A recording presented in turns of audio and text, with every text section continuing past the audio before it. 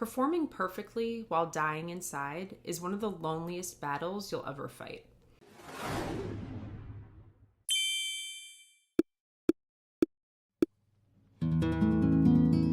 Therapist Kristen Jacobson.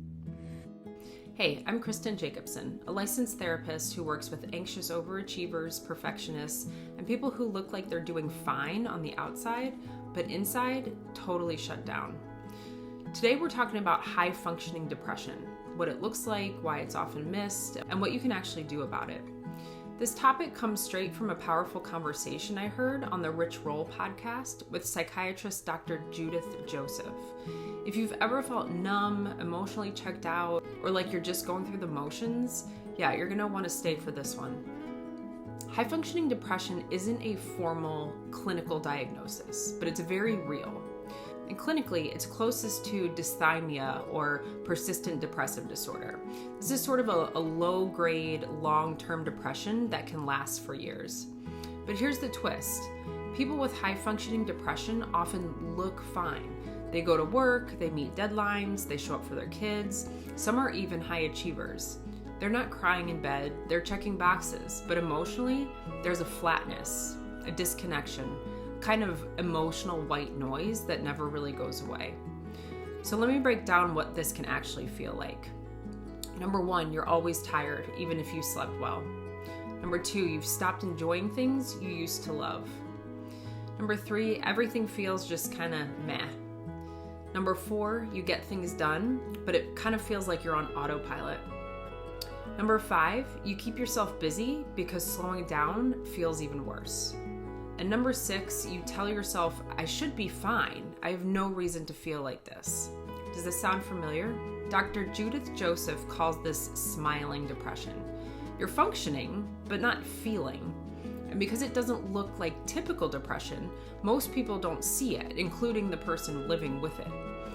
So let's talk about what's happening in the brain. Your prefrontal cortex helps you plan, organize, and get things done, whereas your limbic system is in charge of emotion and reward. So when you're under chronic stress, your brain starts leaning hard on logic and function. It sort of down-regulates emotional processing to keep you moving. And that's actually survival mode.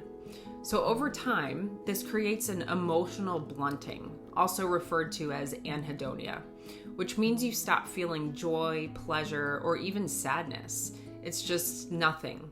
You're not a mess, you're just kind of numb. So why does no one catch this? Because society really rewards productivity. So if you're still achieving, people assume you're doing great. Even you might think, well, I'm not falling apart, so it can't be that bad. But mental health isn't measured by output. You can be crushing it at work and still feel like a hollow version of yourself. That's the trap here.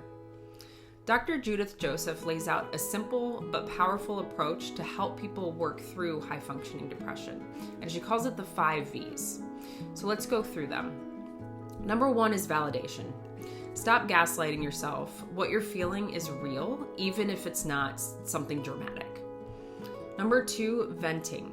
Talk it out, journal, get it out of your head and into the world. Suppression doesn't solve anything. Number three is values. You want to reconnect with what matters to you.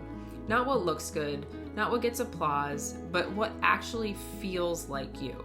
And a lot of people aren't even aware of what their values are.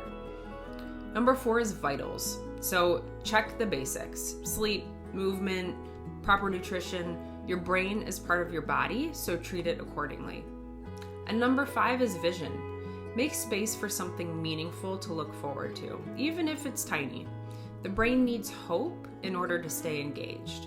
So these aren't just feel-good tips, they're ways to rewire a brain that's been stuck in survival mode. In therapy, I see this all the time. Clients who are high-performing, well-liked, and just completely disconnected from themselves. They tell me, I don't think I'm really depressed, I'm still functioning, but my response is that functioning isn't the same as thriving.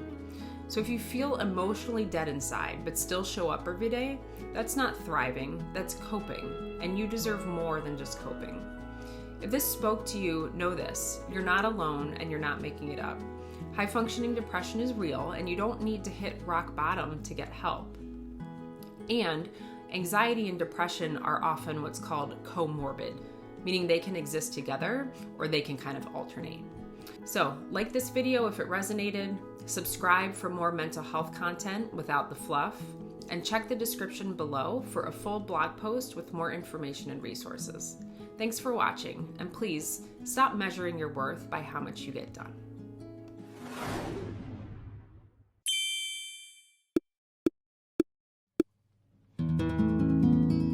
Therapist Kristen Jacobson.